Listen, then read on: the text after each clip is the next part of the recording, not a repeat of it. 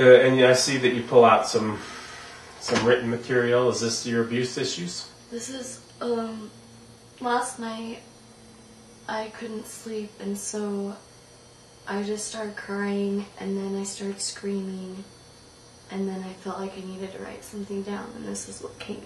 All right. Let's go ahead with that then. So I felt like I was about 3 or 4 years old. And you keep writing materials by your bed? Mm-hmm. For your dreams in case? Yeah, or situations like this. Because my bed brings that out somehow. Okay, so 3 or 4 years old.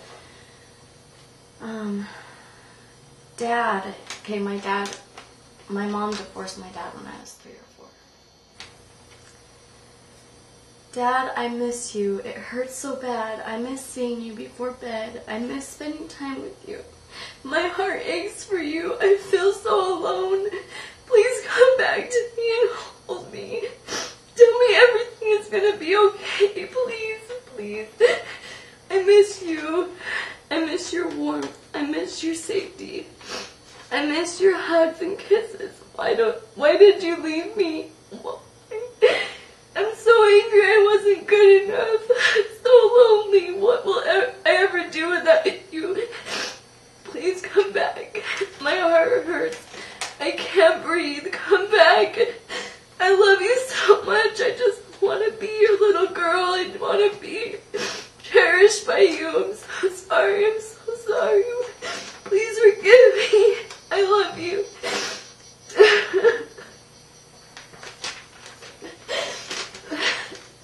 Wow. I've never dealt with this before in group. No, this is really wonderful. And while I was writing it, I felt like I was talking to Brandon too. Mm-hmm. Yeah. You're repeating your childhood. I feel like I created this so that Brandon would leave me, so I had to deal with this. So, I want you to say, in reality, Brandon was obeying me by sleeping somewhere else. In reality, Brandon was obeying me by sleeping somewhere else. In reality, Russell was obeying me by exposing his penis. In reality, Russell was obeying me by exposing his penis. I am not a victim. I'm not a victim. I'm trying to work through my feelings. I'm trying to work through my feelings. What I'm feeling now happened to me when I was a little girl. What I'm feeling now happened to me as a little girl. And I felt it today that that's what happened when my grandpa died too. Because he sexually abused me and I felt attached to him. And so when he died, I felt like he abandoned me too. Right. I have a question. Okay. Now, did he abuse him only once? My grandpa? Yeah. I don't think so. I can't remember one group we were talking and you said something to the effect that it only takes once. It does only take once, but... I can't remember what you said about that. Well, it's just... Maybe, I thought it was you that was saying that. Maybe I must have been wrong. No, I have a couple memories. Yeah, So I guess I'm wondering, why does it only take once? Because when a child is abused, the child is present, fully present for that. So the first abuse is the most traumatic. And that can just be enough to throw somebody off for a long time. Yeah, it can throw them off for their whole life. Unless they're willing to feel the trauma of that. And it is traumatic. Right? Now, we don't think the Lynn has a problem expressing herself, right? She does a good job. And she's been very expressive, very to the point. She's not afraid to say the truth.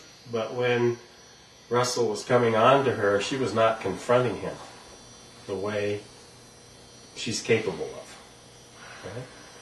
And that may be in part because this childlike wounded energy was coming out that had been through this abuse, and a part of her wanted it to happen, and she was feeling that, and she's also feeling very young in a way, and not feeling her usual clear, confrontative self.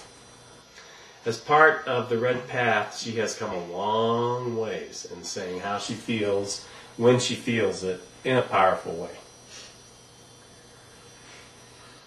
And that letter that she wrote as a 3/4-year-old was very powerful and evocative. You know, it really said what a little girl feels when she loses her dad. He may still be in her life, but he's gone. He's not worth. She feels a separation and an abandonment, and blames herself. Now, do we think that you were sexually abused before that or after that? Around the same time, but maybe before. Well, if it's around the same time, then it became part of her thinking about her abandonment. In other words, let's look at the fire and let's say, and this fire has been prayed over. It's a symbol for the light that we worship. Now, okay, so back to this. We're giving you a chance to, you've been feeling a lot of emotion, then we want you to calm down so you can feel some more emotion. Yeah. Okay.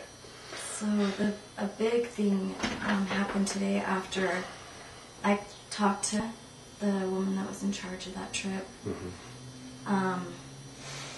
I told her what happened, and at first she was upset that I hadn't told her on the trip, but it was the first day and I just didn't want it to make the whole trip. I started screaming in the car and started crying and almost passed out from screaming, and so I waited till I got home and just screamed and screamed And she's really trying to express the feeling that's behind the energy, and if you don't express it, it stays stuck. And if you express it, it moves. So I guess in a way I just felt like, wow, like he got what he deserved. I don't know, like I felt so good that I had told her, because I've just kept this part of me a secret my whole life, and she really cared about me,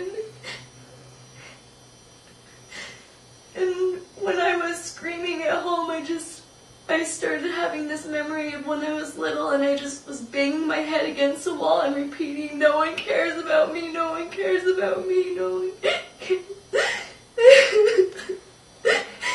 And I just started seeing all the people in my life that care about me, that I don't let care about me. And so when she started crying, when I was crying, I just feel overwhelmed. So thank you.